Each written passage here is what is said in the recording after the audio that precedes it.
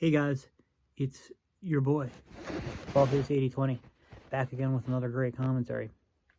So, CPI came out this morning and it went negative. The prices actually declined month over month. Consumer prices did, at least.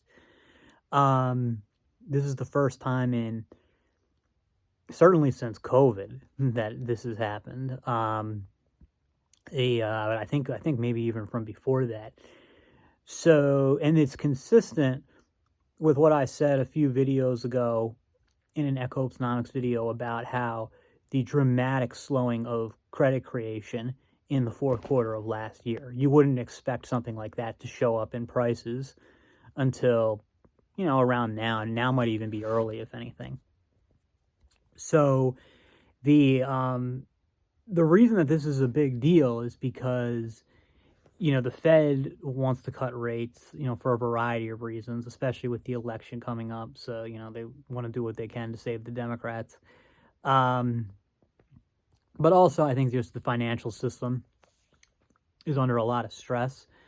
So, like I said, look how slow credit creation was in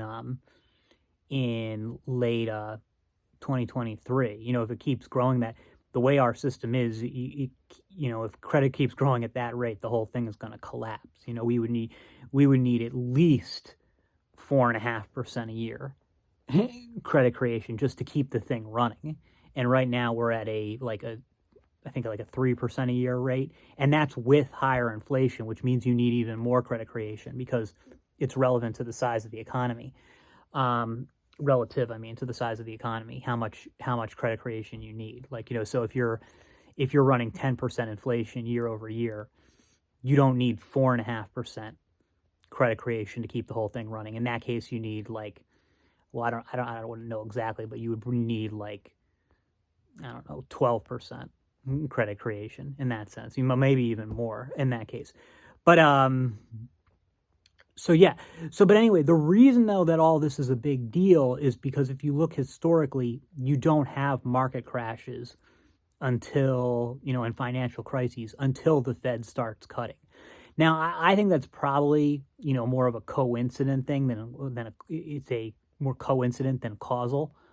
I think it's more that the crisis is building up, and then when it gets to the point where you're near the crisis, that's where the Fed tends to cut rates. But still, patterns do, it's still part of the pattern. So this would be because we've been reading this for a while, or a lot of people have been saying this for a while. It's well, there's not going to be a crash, or crashes don't happen until after the Fed starts cutting.